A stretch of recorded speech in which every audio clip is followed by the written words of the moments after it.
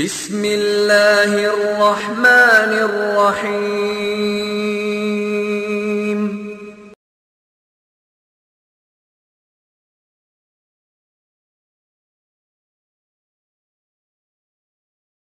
ان الحمد للہ نحمده ونستعینه ونستغفره ونعوذ باللہ من شرور انفسنا ومن سیئات اعمالنا من يهده الله فلا مضل له ومن يضلل فلا هادي له واشهد ان لا اله الا الله وحده لا شريك له واشهد ان محمدا عبده ورسوله اما بعد فان خير الحديث كتاب الله وخير الهدي هدي محمد صلى الله عليه وسلم وشر الأمور محدثاتها وكل محدثة بدعة وكل بدعة ضلالة وكل ضلالة في النار۔ رب اشرح لي صدري ويسر لي أمري واحلل عقدة من لساني يفقهوا قولي رب أعوذ بك من همزات الشياطين وأعوذ بك رب أن يحضرون۔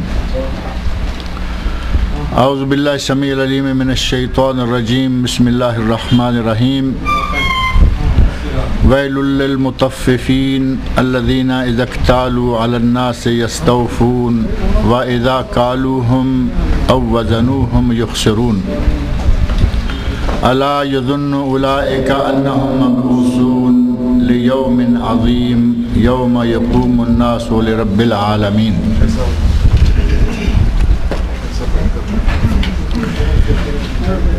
یہ سورۃ المطففین ہے اور سورہ تطفیف بھی کہا گیا۔ اس سورت کا نام اس کی پہلی ہی آیت میں، جیسا کہ آپ دیکھ رہے ہیں، ویل للمطففین، پہلی ہی آیت کا دوسرا لفظ جو ہے وہ اس سورت کا نام قرار پایا ہے۔ اور اس سورت کی آیات ہمیں اس بات کا اشارہ دے رہی ہیں کہ یہ سورت مکی ہے۔ چھوٹی چھوٹی آیات، بظاہر دو دو چار چار لفظوں کی آیات ہیں، لیکن اپنے اندر معانی کا ایک بحر بے کران لیے ہوئے ہیں۔ اور بعض اہل علم نے، مفسرین میں سے بعض نے کہا کہ یہ مکی نہیں بلکہ مدنی سورت ہے، یعنی زیادہ صحیح یہ ہے کہ یہ مکی ہے، لیکن بعض لوگوں کے نزدیک یہ مدنی ہے۔ اور اس کے مدنی ہونے کا شک کیوں گزرا، اس کی ایک خاص وجہ ہے۔ سنن نسائی اور سنن ابن ماجہ میں ایک حدیث ہے، حضرت عبداللہ بن عباس رضی اللہ عنہما بیان فرماتے ہیں، اور وہ اس سورت کے نزول کا سبب بھی قرار دیا گیا ہے۔ کہا کہ یہ سورت نازل اس لیے ہوئی کہ جب نبی صلی اللہ علیہ وسلم مکہ مکرمہ سے ہجرت کر کے مدینہ منورہ تشریف لے گئے تو اس وقت مدینہ والوں کی حالت یہ تھی کہ ناپ تول میں کمی بیشی میں وہ بڑے گھٹیا درجے تک اتر چکے تھے۔ ناپ تول میں کمی بیشی کرنا ان لوگوں کے رگ و ریشے میں جاری ہو چکا تھا اور وہ اس کے عادی ہو چکے تھے۔ جب نبی صلی اللہ علیہ وسلم نے یہ صورتحال دیکھی تو ظاہر ہے کہ آپ کو اس پر بڑا دکھ ہوا، تو اللہ نے آسمان سے یہ صورت نازل فرما دی۔ آپ نے اس کی تلاوت ان لوگوں پر کی جس کے نتیجہ میں ان میں ناپ تول میں جو کمی کا عیب تھا یا کمی بیشی کا عیب تھا وہ نکل گیا، کم ہو گیا۔ اس روایت کو سامنے رکھتے ہوئے بعض نے کہا کہ یہ مدنی ہے، بلکہ بعض اہل علم نے کہا کہ یہ مکی اور مدنی دونوں ناموں سے چونکہ معروف ہے، یا دونوں نام اس کے، دونوں مقام اس کے کہے جاتے ہیں، یہ مکہ اور مدینہ کے وسط میں نازل ہوئی تھی۔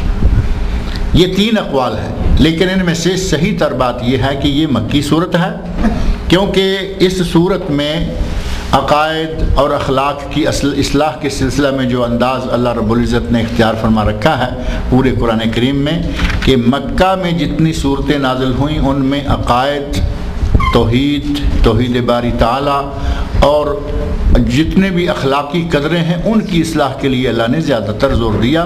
اس صورت کا موضوع بھی وہی ہے، قیامت کے بارے میں ہے، گناہ گاروں کا انجام کیا ہوگا اس کی تفصیل موجود ہے۔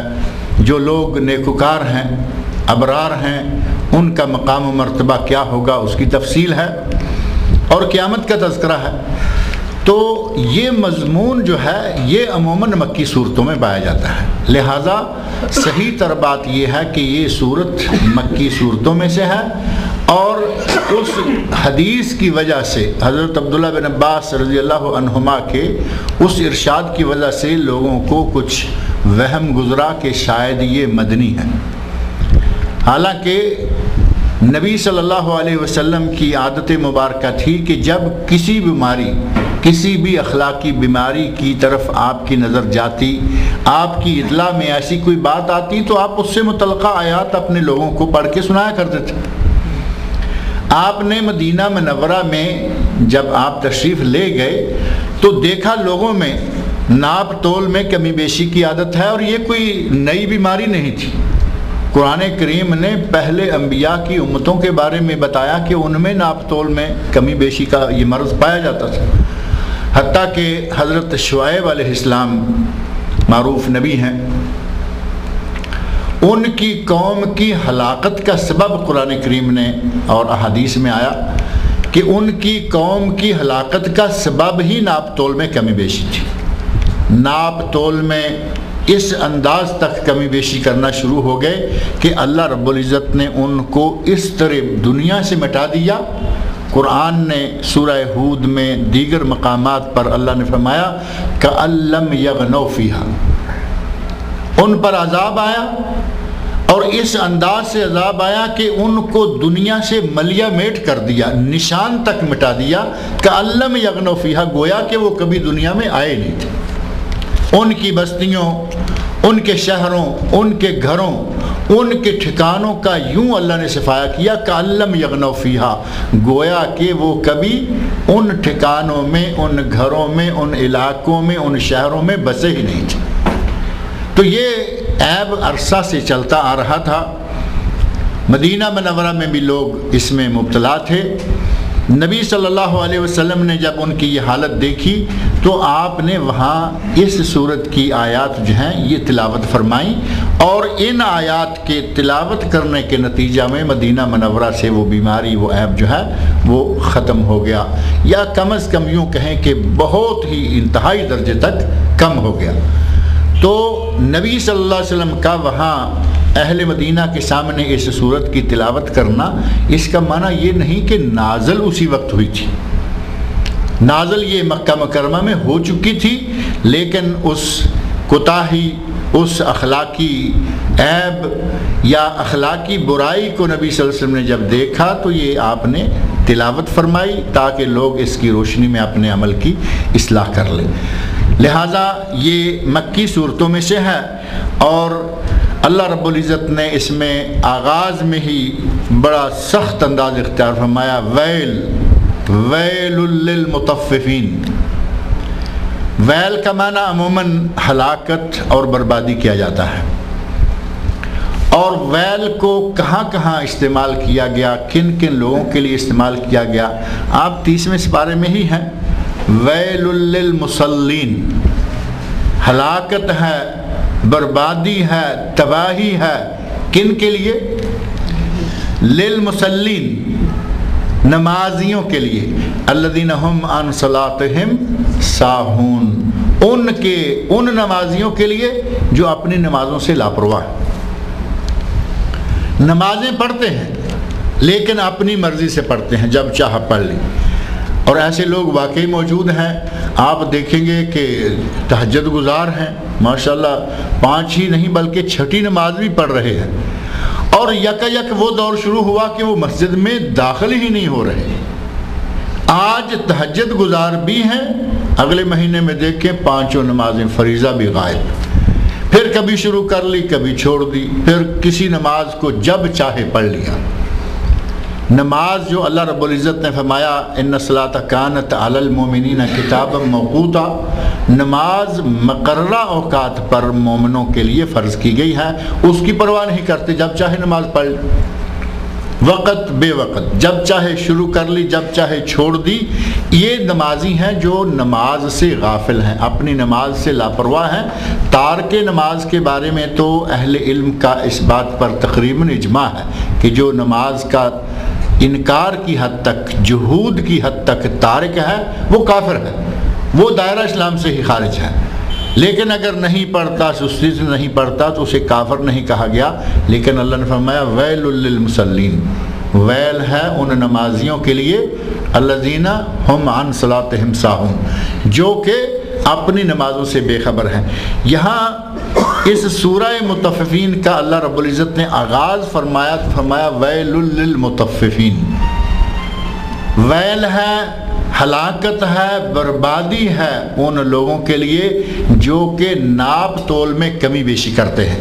ویل و ہلاکت اور بربادی، یہ لفظ ویل جو ہے اس کے بارے میں ایک تو معروف ترجمہ یہی ہے جو میں نے ابھی آپ کے سامنے ذکر کیا ہے کہ ویل ہے ان کے لیے جو ناپ تول میں کمی بیشی کرتے ہیں، بربادی ہے، ہلاکت ہے. بعض اہل علم نے، جن میں سے شیخ احمد بن حجر آل بوتامی قطر کے محاکم شرعیہ کے یہ رئیس تھے، بہت بڑے عالم گزرے ہیں. انہوں نے قاضی شرعی تھے.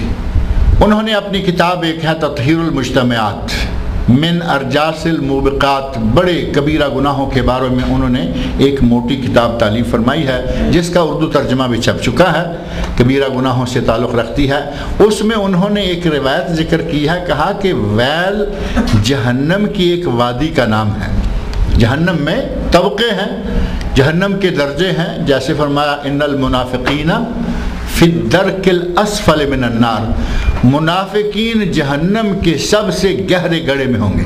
اس کا مطلب یہ ہوا کہ کوئی گڑھا گہرا ہے، کوئی ذرا کم گہرا ہے، کسی میں عذاب زیادہ ہے، کسی میں عذاب کم ہے، مختلف قسم کے اس میں درجے ہیں، وادیاں ہیں. انہوں نے لکھا کہ ویل جہنم کی ایک وادی کا نام ہے جس میں اگر پتھر کو ڈالا جائے تو اس کی گرمی سے وہ بھی پگھل جائے. اللہ رب العزت ہمیں جہنم سے محفوظ رکھے. اللہ نے فرمایا ویل للمطففین، ہلاکت ہے، بربادی ہے. اور اس روایت کی روح سے اگر کہیں تو کم از کم یہ کہ جہنم ہے ان لوگوں کے لیے جو ناپ تول میں کمی بیشی کرتے ہیں. الذین اذا اکتالوا علی الناس یستوفون، ناپ تول میں کمی کرنا، کمی بیشی کرنا، یہ لفظ دونوں اکٹھے رکھنے پڑیں گے کیونکہ ایک ہی کام کو بیک وقت وہ دو پیمانوں سے تولتے ہیں. کمی بھی کرتے ہیں، بیشی بھی کرتے ہیں. کمی کب کرتے ہیں؟ الذین اذا اکتالوا علی الناس یستوفون، جب لوگوں سے لیتے ہیں تو وہ کم نہیں بلکہ پورا لیتے ہیں. یہاں کمی نہیں بلکہ ہو سکے تو کچھ زیادہ ہی لیں گے. اور جس وقت لوگوں کو دیتے ہیں وَإِذَا كَالُوهُمْ أَوْ وَزَنُوهُمْ يُخْسِرُونَ، جب ان کو ناپ کر دیتے ہیں یا تول کر دیتے ہیں تو اس وقت ان کو خسارے میں ڈالتے ہیں، ان کو کم دیتے ہیں. لینے کا پیمانہ اور دینے کا پیمانہ اور. لیتے وقت زیادہ لیتے ہیں، دیتے وقت کم دیتے ہیں. کمی اور بیشی دونوں چیزیں ہو گئی نا. اللہ نے فرمایا کہ دونوں کام کرنے والوں کے لیے جہنم ہے اور ہلاکت و بربادی ہے. اور اللہ رب العزت نے ان لوگوں کو، اور یہ وہ اخلاقی مرض ہے، آدمی حرص تو ظاہر ہے کہ انسان میں ہے ہی ہے، بچپن سے لے کر ہوش سنبھالنے سے لے کر انسان میں حرص آ جاتی ہے. اب یہاں اخلاقی گراوٹ اس حد تک آ گئی کہ ایک ہی چیز جب آپ تول رہے ہیں، جب آپ نے لینا ہے تو باقاعدہ ترازو سیٹ ہوگا، اس کے دونوں پلڑے برابر ہوں گے. جو چیز لینی ہے اس میں کچھ زیادہ ہی لینے پہ رضامند ہوں گے، اور وہی چیز جب دینے پہ آئیں گے تو ترازو. آپ آج کی مارکیٹ کا انداز، ایک حدیث میں نبی اکرم صلی اللہ علیہ وسلم ارشاد فرماتے ہیں کہ جب کسی قوم میں کمی بیشی، ناپ اور تول میں کمی بیشی کا مرض آ جائے تو پہلے نمبر پر وہ قحط سالی میں مبتلا ہو جاتی ہے. ناپ تول میں کمی بیشی کا انجام کیا ہوگا، اس کی سزا دنیا میں کیا ملے گی؟ پہلی چیز یہ کہ وہ کسی ایسے موقع پر جیسے ان میں کسی معاشرے میں، کسی قوم میں، کسی علاقے میں یہ مرض عام ہو گیا تو وہاں قحط سالی ہو جائے گی۔ دوسرا ان کا انجام یا دوسری ان کی سزا یہ ہوگی کہ وہ مشقت اور سختی میں مبتلا کر دیے جائیں گے۔ اور تیسرا ان کے لیے سزا کا درجہ جو ہے وہ مقرر حدیث میں یہ ہے کہ وہ حاکموں کے ظلم کا شکار ہو جائیں گے، یعنی ان پر ظالم حاکم مسلط کر دیے جائیں گے۔ آپ ذرا آج کل کے موجودہ ماحول پر نگاہ دوڑا کر دیکھیں، قحط سالی بھی بنی ہوئی ہے۔ یہ جو مالی بحران ساری دنیا میں آیا ہوا ہے وہ قحط سالی ہی کی شکل ہے۔ قحط سالی میں ایک علاقہ میں تھوڑا سا بارش نہ ہونے کے نتیجہ میں ایک موسم کی فصل نہ ہو تو کہیں گے جی وہاں قحط سالی ہے۔ اب تو پوری دنیا ہی اس قحط سالی میں مبتلا ہو چکی ہے، اور یقیناً یہ بیماری ساری دنیا میں پھیلی ہوئی ہے، لینے کے پیمانے اور دینے کے پیمانے اور دوسری چیز مشقت میں، یعنی سختیوں میں ہر شخص جو ہے وہ کسی نہ کسی طرح اپنے آپ کو سختی میں اور مشقت میں محسوس کر رہا ہے۔ اور سب سے اہم بات یہ کہ وہ ظالم حاکموں کے زیر تسلط آ جائیں گے۔ اور یہ میرا خیال ہے کہ آپ بڑی آسانی سے سمجھ سکتے ہیں کہ موجودہ دور میں حاکموں کی پوزیشن کیا ہے اور عوام کے ساتھ ان کے ظلم زیادتیاں کس طرح ہیں۔ اپنی عیاشیاں، اپنی زندگیوں کے معیار، اپنے ان کے شب و روز، اپنی ان کی راتیں رنگین، ان کی ہر رات شب رات اور ان کا ہر دن یوم عید، ہر روز روز عید، ہر رات شب رات، لیکن عوام بیچاروں کی پریشانیاں وہ جو ہیں آج سامنے ہیں۔ یہ نتائج نکل رہے ہیں لوگوں میں بیماری کے عام ہونے کے، اور وہ بیماری ہے ناپ تول میں کمی بیشی۔ اللہ رب العزت نے حضرت شعیب علیہ السلام کی قوم کو تباہ کر دیا، یہ قوم بھی اب تباہ ہونے کے قریب پہنچی ہوئی ہے۔ اللہ رب العزت نے ارشاد فرمایا الا یظن اولئک انہم مبعوثون، یہ جو ناپ تول میں کمی بیشی کرتے ہیں کیا ان کو یہ یقین نہیں ہے کہ ان کو مرنے کے بعد اٹھایا جائے گا؟ آخرت کے بارے میں، مرنے کے بعد دوبارہ اٹھائے جانے کے بارے میں، اس عقیدہ کے بارے میں اللہ رب العزت تعلیم دے رہے ہیں کہ تمہیں یہ کس طرح زیب دیتا ہے کہ تم لوگوں کو کم دو، لو تو زیادہ لو۔ کیا تمہیں یہ معلوم نہیں کہ تمہیں ان باتوں کا جواب اللہ کے سامنے جا کے دینا ہے؟ ایک دن آئے گا اس دنیا سے تمہارا کوچ ہو جائے گا، تمہیں اٹھا لیا جائے گا، اور تمہیں اللہ کے سامنے ایک دن کھڑے ہونا ہے۔ کیا تمہارا یہ گمان نہیں ہے کہ تم اللہ کے سامنے کھڑے ہونے والے ہو؟ الا یظن، کیا یہ گمان نہیں ہے ان لوگوں کا، اولئک، یہ لوگ جو ناپ تول میں کمی بیشی کرتے ہیں، انہم مبعوثون، کہ یہ اٹھائے جائیں گے۔ الباس بعد الموت، جو ایمان کے 6 ارکان میں سے 6واں رکن ہے، وہ الباس بعد الموت ہے کہ مرنے کے بعد اٹھایا جائے گا۔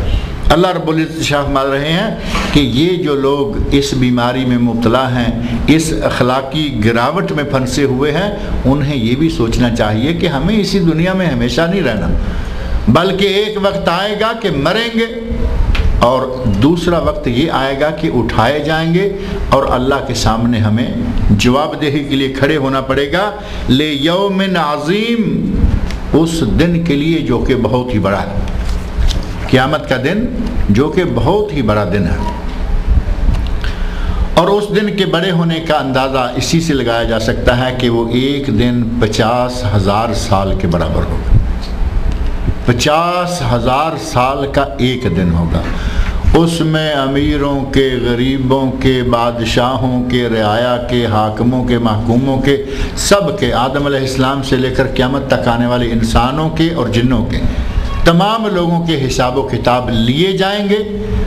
ان کے جتنے بھی نامہ اعمال ہیں وہ کھولے رکھے جائیں گے، اور اس لمبے دن کی مسافت یا اس کے طول کا اندازہ کریں کہ یہ کتنا عظیم دن ہے۔ 50,000 سال کا صرف ایک دن۔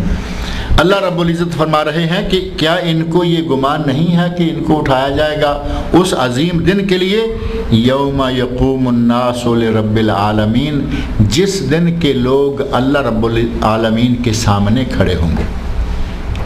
اللہ کے سامنے جواب دینے کے لیے انہیں کھڑے ہونا پڑے گا۔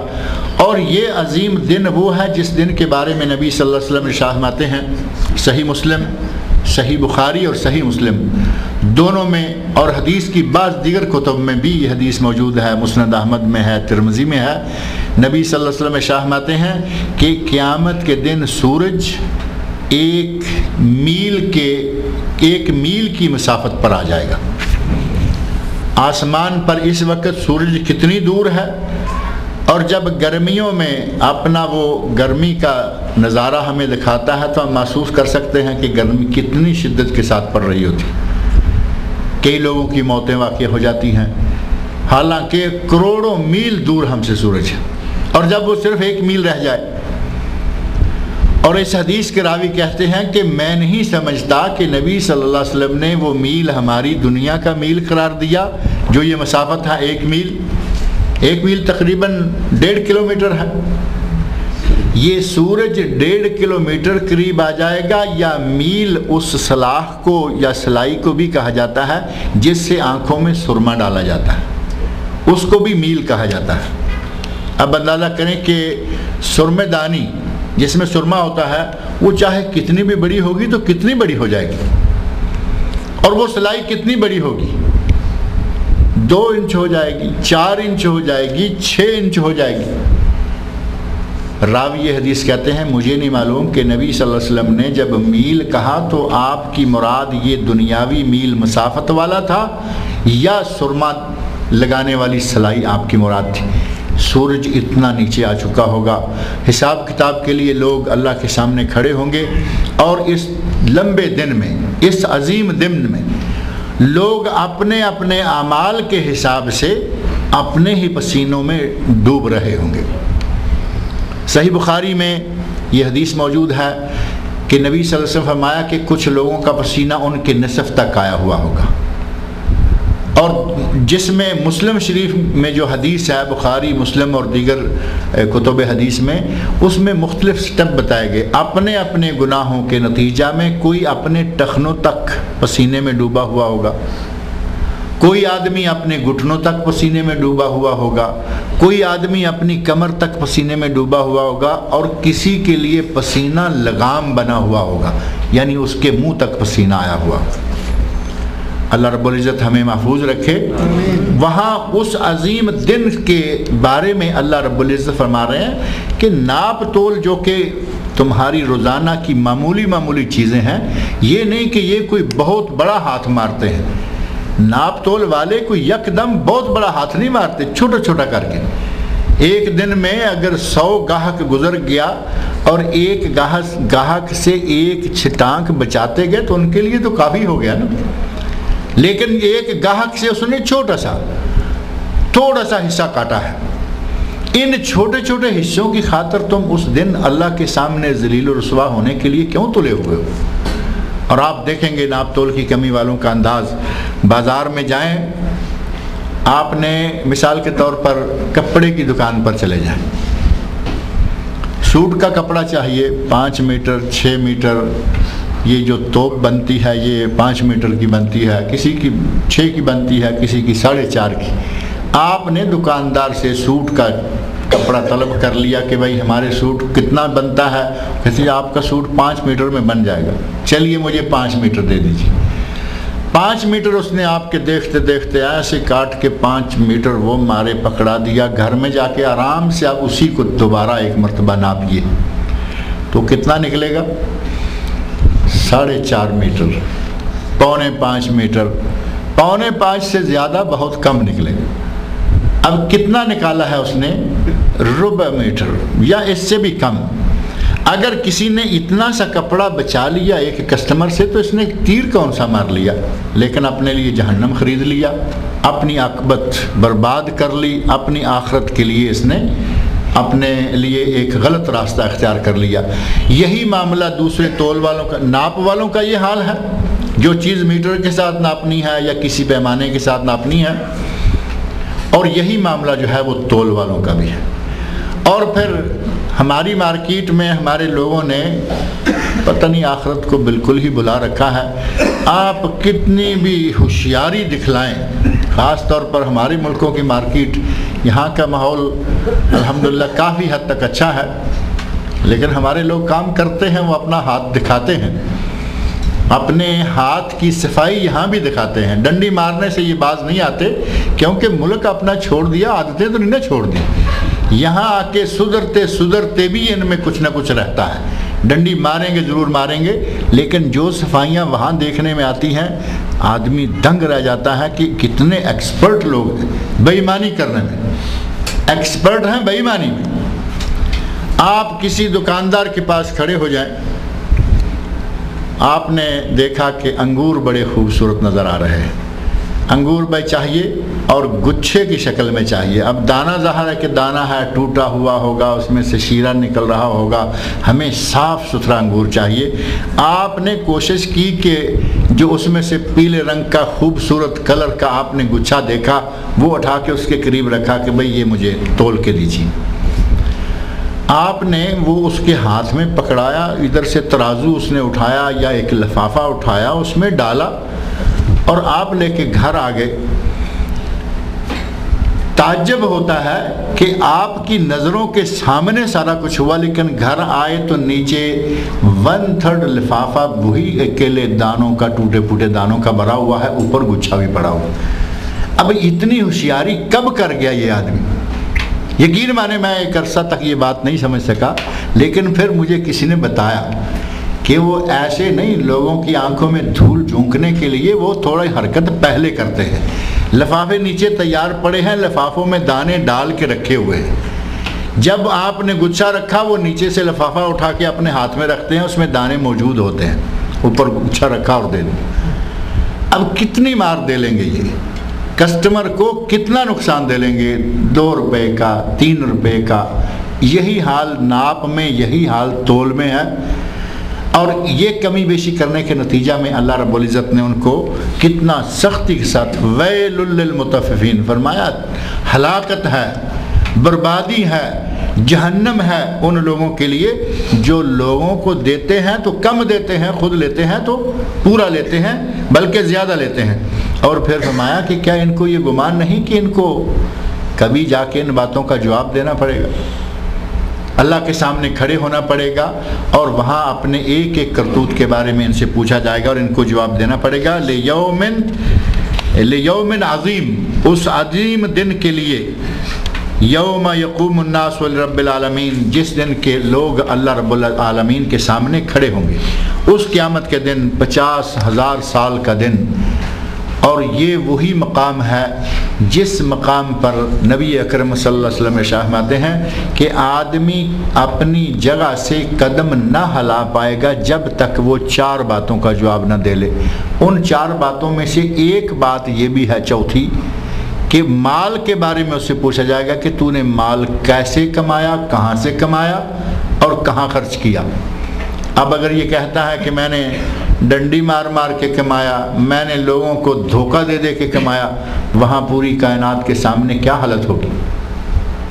اللہ نے فرمایا کہ ان کو اپنے انجام کو پیش نظر رکھنا چاہیے اور ان کو دیکھنا چاہیے کہ یہ دنیا ہمیشہ کے لیے نہیں ہے, آگے بھی جانا ہے, جواب بھی دینا ہے. کلا, یقیناً ایسا نہیں ہے کہ یہ دنیا میں ہی ہمیشہ رہیں گے اور جو کچھ یہ سوچ بیٹھے ہیں یہی صحیح ہے, بلکہ ایسا ہرگز نہیں. اِنَّ کتاب الفجار لفی سجین, یقیناً بدکاروں کا نامہ اعمال سجین میں ہوگا.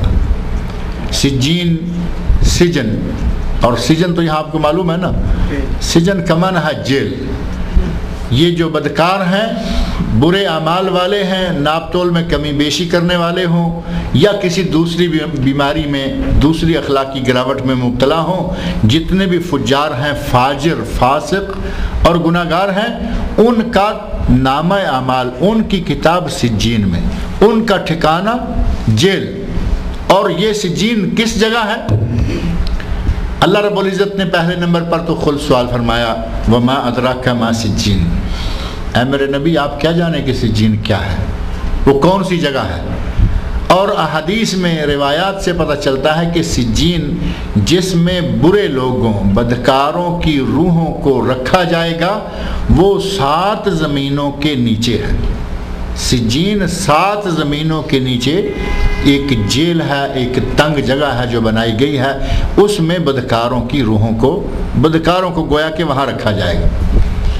اور یہ نہیں کہ وہاں سے یہ بھاگ جائیں گے، وہاں سے یہ ادھر ادھر کہیں نکل جائیں گے۔ کتاب مرقوم، کتاب ہے لکھی ہوئی، اب اس میں کوئی کمی بیشی نہیں ہو سکتی۔ کوئی یہ نہیں کہ اپنی مرضی کے ساتھ ادھر جائے گا ادھر جائے گا، اللہ رب العزت نے یہ باتیں لکھ رکھی ہیں، یہ طے ہیں۔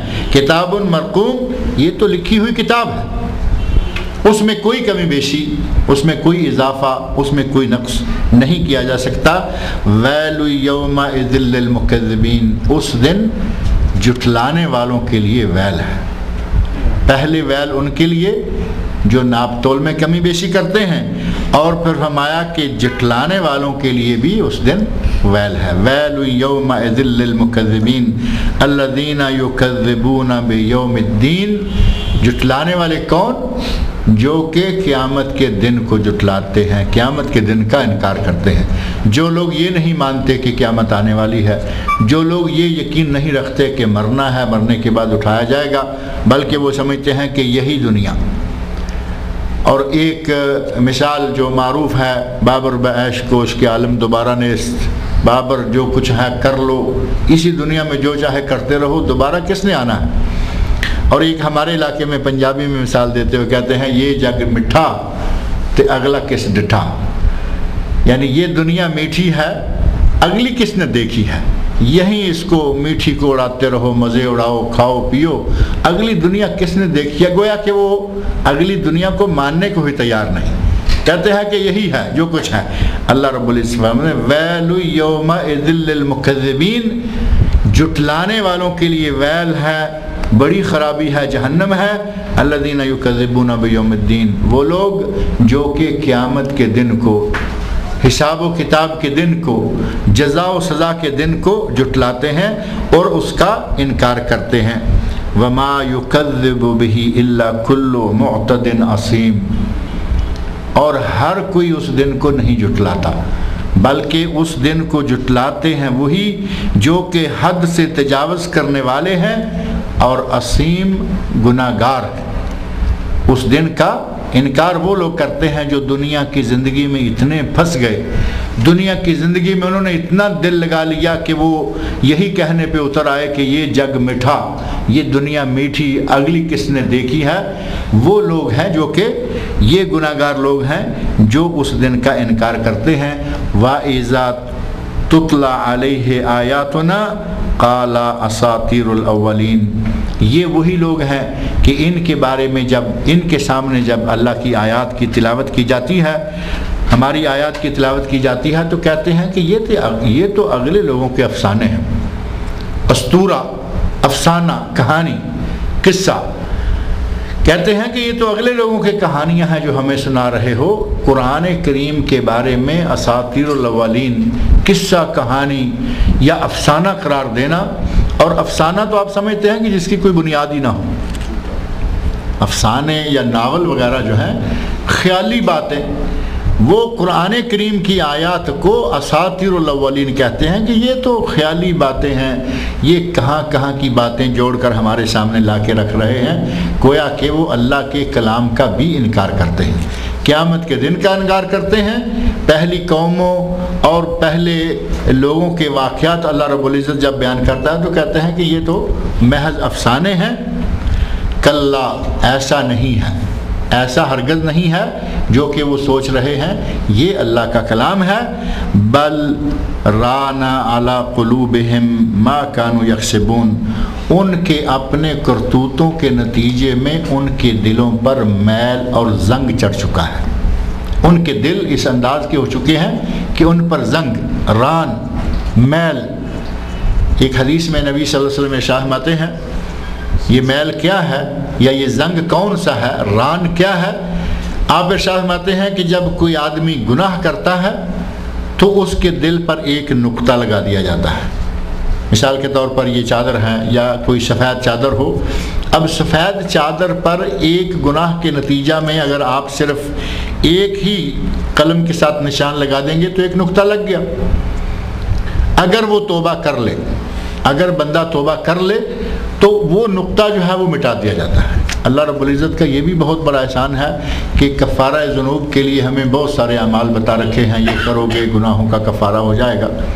ابھی پچھلے دنوں آپ حدیث سنتے رہے کہ جس نے صرف یوم عرفہ کا روزہ، 9 ذوالحج کا روزہ، جس دن کے لوگ حجاج میدان عرفات میں ہوتے ہیں، جس نے صرف ایک دن کا روزہ رکھ لیا، اس کے اللہ نے 2 سالوں کے گناہ معاف کر دیے۔ 2 سالوں کے گناہوں کا کفارہ 1 دن کا روزہ، اور ابھی ایک 8-10 دن کے بعد اور دن آنے والا ہے، یوم عاشورہ۔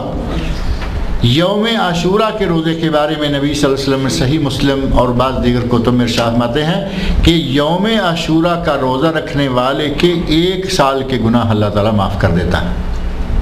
اللہ نے ہمارے لیے اپنی رحمتوں کے دریا بہا رکھے ہیں کہ وہ نقطے ساتھ ساتھ مٹاتا رہتا ہے۔ گناہ ہوتے ہیں، نقطے لگتے ہیں، دوسرے کچھ کام ایسے چھوٹے چھوٹے ہم کرتے ہیں، ان کے نتیجے میں اللہ رب العزت ہمارے وہ نقطے مٹاتا رہتا ہے۔ لیکن اگر آدمی گناہ پہ گناہ کرتا ہی چلا جائے تو نتیجہ یہ ہوگا کہ ایک ایک نقطہ کر کے بھی چادر تو کالی ہو جائے گی، چاہے ایک ایک نقطہ ہی کیوں نہ لگتا جائے گا، ایک وقت آئے گا کہ چادر کالی ہوگی۔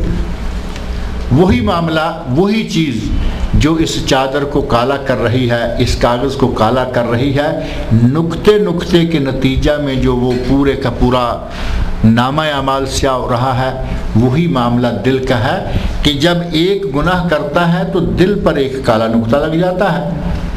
توبہ کر لی، نقطہ ختم ہو گیا، نہیں کی نقطہ موجود ہے، ایک اور گناہ کیا، ایک اور نقطہ لگ گیا، حتیٰ کہ پورے کا پورا دل جو ہے وہ کالا ہو جاتا ہے۔ یہ ہے ران۔ اللہ نے فرمایا کہ ان لوگوں کے گناہوں میں اتنے پھنس جانے کا نتیجہ یہ ہے کہ ان کے دلوں پر اب میل چڑھ چکا ہے۔ یہ ان کے دل جو ہیں ان کے اپنے کرتوتوں کے نتیجہ میں، ما کانوا یکسبون، اپنے کسب، اپنی کمائی، اپنے اعمال اور اپنے کرتوتوں کے نتیجہ میں ان کے دلوں پر میل چڑھا ہوا ہے اور یہ بات کو سمجھ نہیں پا رہے۔ کلا انہم عن ربہم یومئذ لمحجوبون، قیامت کا دن ہوگا، یہ اللہ سے پردے میں ہوں گے، اللہ رب العزت اپنا دیدار ان کو نہیں کروائے گا۔ اللہ کی عظیم نعمتوں میں سے ایک نعمت یہ ہے کہ اللہ رب العزت اہل جنت کو اپنا دیدار کروائے گا۔ نبی اکرم صلی اللہ علیہ وسلم ارشاد فرماتے ہیں، اہل جنت سے اللہ خطاب کرتے ہوئے پوچھے گا کہ کیا تمہیں کچھ اور چاہیے؟ تو وہ جن نعمتوں میں مزے کے ساتھ اپنا وقت پاس کر رہے ہوں گے وہ کہیں گے کہ یا اللہ اب ہمیں اور کیا چاہیے، تیری بے شمار نعمتیں ہیں، ہمیں کسی قسم کی کوئی کمی محسوس نہیں ہوتی۔ اور پھر اللہ رب العزت اپنا دیدار کروائے گا۔ دیدار الہی کے بعد اہل جنت یہ سمجھیں گے کہ گویا آج تک ہمیں کوئی نعمت ایسی ملی ہی نہیں تھی، یعنی دیدار الہی سب سے اعلیٰ ترین نعمت ہے۔ اللہ رب العزت فرما رہے ہیں کہ یہ لوگ جو ہیں یہ دیدار الہی سے محروم رہیں گے، یہ قیامت کے دن اور آخرت کی زندگی میں اللہ سے محجوب یعنی حجاب میں اللہ سے دور رہیں گے۔ ثم انہم لصال الجحیم، اور پھر یہ جہنم میں داخل کر دیے جائیں گے، ان کا آخری ٹھکانہ جو ہے وہ جہنم ہوگا۔ ثم یقال ھذا الذی کنتم بہ تکذبون، اور پھر ان سے کہا جائے گا کہ یہ دیکھو تمہیں کہا جاتا تھا دنیا میں یہ کام نہ کرو اس کا نتیجہ جہنم، یہ کام نہ کرو اس کا نتیجہ دوزخ، یہ کام نہ کرو اس کا نتیجہ عذاب، اور تم سب کا انکار کیے چلے جاتے تھے۔ تم کہتے تھے کہ نہیں یہی دنیا اور بس، یہ وہ جہنم ہے جس کا تمہیں کہا جاتا تھا اور تم اس کا انکار کرتے رہے ہو۔ ثم یقال، پھر انہیں کہا جائے گا ھذا الذی کنتم بہ تکذبون، یہ ہے جس کا تم انکار کرتے تھے، یعنی اب اس جہنم کا مزہ چکھو جس جہنم کا تم نے ہمیشہ انکار کیا۔ اللہ رب العزت سے دعا ہے کہ وہ ہمیں اہل جنت میں سے بنائے، اللہ رب العزت ہمیں جہنم سے محفوظ رکھے، اللہ تعالی ہمیں ایسے اعمال کرنے کی توفیق عطا فرمائے کہ ہمارا شمار اہل جنت میں سے ہو۔ آگے اس سورت کی آیات اور بھی ہیں، انشاءاللہ العزیز بقیہ جو ہے وہ اگلے ہفتے آپ کے سامنے رکھیں گے۔ اللہ تعالی مجھے اور آپ سب لوگوں کو نیک عمل کی توفیق عطا فرمائے۔ اچھا، ایک اعلان یہ ذہن سے نکل گیا ہے، یہی جو تفسیر کا سلسلہ چل رہا ہے اس کی پہلے 19 CDs آپ کو مل چکی ہیں، اور یہ ابھی 21 سیڈیز اور ہیں، یعنی دوسرا والیوم سمجھ لیں اسی کا، اس میں سورۃ العصر سے لے کر سورۃ البلد تک کی 21 سیڈیز ہیں، اور یہ 35 ریال کا پورا سیٹ ہے، یہ عابد صاحب سے آپ کو مل سکتا ہے۔ زنا ہے، چوری ہے، ڈاکہ ہے، یا جتنے بھی کبیرہ گناہ ہیں، کبائر بھی تو تھوڑے سے نہیں ہیں نا، کبائر موٹے موٹے کبائر تو 70 علامہ ذہبی رحمۃ اللہ علیہ نے اکٹھے کیے ہیں۔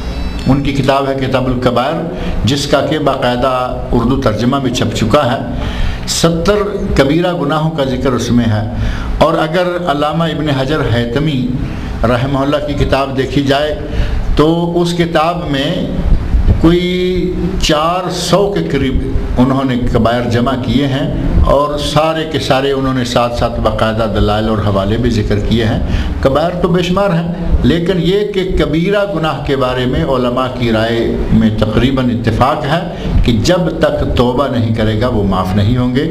صغیرہ گناہ جو ہیں وہ اللہ تعالیٰ عرفہ کے روزے سے، عاشورہ کے روزے سے، نماز سے، وضو کرنے سے وہ گناہ جو ہیں ساتھ ساتھ اللہ تعالیٰ معاف کرتا رہتا ہے۔ ہند اور پاکستان میں یوم العرفہ کا روزہ کب رکھنا ہے، اس کے بارے میں؟ پاکستان اور انڈیا میں، بلکہ سعودی عرب کے بعد ساری دنیا میں یوم عرفہ کا روزہ کس دن رکھنا ہے، اس سلسلے میں یہ سوال اب جب سے یہ سیٹلائٹ کا سلسلہ شروع ہوا ہے یہ سوال بھی شروع ہو گیا ہے۔ پہلے تو صورتحال یہ ہوا کرتی تھی کہ باہر کی دنیا کو یہ معلوم نہیں ہوتا تھا کہ فلاں ملک میں آج کون سی تاریخ ہے۔ جس ملک جس علاقے میں جب چاند نظر آتا تو وہ پہلی تاریخ شمار کرتے، اور تاریخ بڑھتی جاتی۔ ہر ملک میں جب 9 تاریخ ہوتی تو وہ اپنی جگہ پر اس کو یوم عرفہ شمار کرتے ہوئے روزہ رکھ لیا کرتے تھے۔ اب چونکہ 9 تاریخ جب سعودی عرب میں ہوتی ہے، اس دن لوگ حجاج کرام میدان عرفات کی طرف روانہ ہو جاتے ہیں، وہاں پہنچ جاتے ہیں، اور یہ منظر ٹیلی ویژن کے ذریعے، سیٹلائٹ کے ذریعے ساری دنیا دیکھ رہی ہوتی ہے۔ لہذا ایک تو 9 ذی الحج جب سعودی عرب کی ہو وہ روزہ رکھ لینا چاہیے، کیونکہ اس دن حجاج کرام میدان عرفات میں ہے، یہ یوم عرفہ۔ اور جس ملک میں سیٹلائٹ سے پہلے لوگ 9 اپنی ذی الحج کو روزہ رکھتے تھے، کسی کا ایک دن پہلے ہو سکتا ہے، کسی کا ایک دن بعد ہو سکتا ہے، اور کسی کا کبھی 2 دن پہلے اور 2 دن بعد، جیسا کہ رمضان کے روزے اور عید الفطر، ان دونوں موقعوں پہ آپ دیکھتے ہیں کہ کبھی روزے 2 دن پیچھے 2 دن آگے، کبھی 1 دن پیچھے 1 دن آگے۔ اسی طرح جس ملک میں جب 9 ذی الحج آئے تو وہ اپنے اس ملک میں 9 ذی الحج کو بھی روزہ رکھ لے، اور جس دن حجاج کرام میدان عرفات میں پہنچتے ہیں، اور ہمیں ٹیلی ویژن، سیٹلائٹ اور ہمیں انٹرنیٹ وغیرہ کے ذریعے پتہ چلتا ہے کہ حجاج آج عرفات میں جا رہے ہیں، رات کو یہ بات پتہ چل جائے گی اخبارات کے ذریعے، اس دن کا بھی روزہ رکھ لیں۔ اور یہ تو پورے 10 دن جو ہیں حاجی کے لیے پہلے 8 دن اور غیر حاجی کے لیے 9 دن، یہ سارے کے سارے روزوں کے دن ہیں۔ اگر ان میں سے 2 دن کے روزے ہو جائیں گے تو 2 میں ایک تو یوم عرفہ 100% موجود ہے۔ اسی طرح کا معاملہ کچھ ملتا جلتا عاشورہ محرم کے روزے کا بھی ہے۔ نبی صلی اللہ علیہ وسلم نے روزہ رکھا 10 تاریخ کا، اور 10 تاریخ کا روزہ رکھنے کا صحابہ کو بھی حکم دیا، لیکن چونکہ 10 تاریخ کا روزہ یہودی بھی رکھتے تھے، یہودیوں سے نبی صلی اللہ علیہ وسلم نے پوچھا کہ تم کیوں رکھتے ہو؟ تو انہوں نے کہا کہ ہمارے نبی حضرت موسیٰ علیہ السلام کو اللہ نے فرعون سے، اس کے لشکر سے نجات دلائی تھی۔ حضرت موسیٰ علیہ السلام نے اس نجات کی خوشی میں روزہ رکھا تھا، ہم بھی رکھتے ہیں۔ نبی صلی اللہ علیہ وسلم نے شاہ فرمایا انا حق بموسیٰ، میں موسیٰ پر تم سے بھی زیادہ حق رکھتا ہوں، انا حق منکم بموسیٰ، میں نبی ہوں وہ نبی تھے، اور تمہاری نسبت میرا حق ان پر زیادہ ہے۔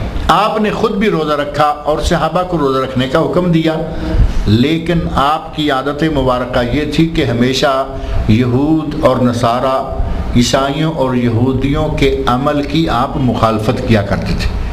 انہوں نے ایک روزہ رکھا، آپ نے فرمایا لئن عشت، اور ایک روایت میں ہے لئن بقیت، معنی دونوں کا ایک ہے، لئن عشت الی قابل لأصومن التاسع، میں اگر آئندہ سال زندہ رہا تو میں 9 تاریخ کا روزہ بھی رکھوں گا، یعنی 9 اور 10 کا روزہ رکھ کے میں یہودیوں کی مخالفت کروں گا۔ اور ایک حدیث میں حضرت ابن عباس رضی اللہ عنہما ان کا اپنا یہ اثر ہے، ان کا قول ہے، موقوف ان تک ہے، وہ کہتے ہیں کہ ایک دن پہلے یا ایک دن بعد، یعنی 10 تاریخ سے پہلے 9 کا یا 10 تاریخ کے بعد 11 کا ایک روزہ ساتھ ضرور ملا لیا کرو تاکہ یہود کی مخالفت ہو جائے۔ تو یہاں عاشوراء محرم کا روزہ رکھنے میں یہود کی مخالفت کے طور پر 2 رکھنے ہیں، اور ذوالحج میں چونکہ پورا عشرہ ذوالحج ہی نیک عملوں کا عشرہ ہے، نبی صلی اللہ علیہ وسلم شاہ فرماتے ہیں کہ اس عشرہ میں کیے گئے عمل کا مقابلہ دوسرا کوئی عمل نہیں کر سکتا۔ تو روزہ ظاہر ہے کہ چاہے 9 دن کے رکھیں، اور حاجی کو چونکہ یوم عرفہ کا روزہ رکھنا جائز نہیں ہے یا نبی اکرم صلی اللہ علیہ وسلم سے ثابت نہیں، لہٰذا حاجی جو ہے وہ پہلے 8 روزے رکھ سکتا ہے اور عام لوگ جو ہیں وہ 9 روزے رکھ سکتے ہیں۔ لہٰذا کم از کم یوم عرفہ سعودی عرب کا اور یوم عرفہ اپنے ملک کا 2 روزے جو ہیں وہ ضرور رکھ لیں، تاکہ 2 میں سے ایک جو ہے وہ یقیناً یوم عرفہ ہوگا، جس کا ثواب 2 سالوں کے گناہوں کا کفارہ ہے۔ اللہ تعالیٰ مجھے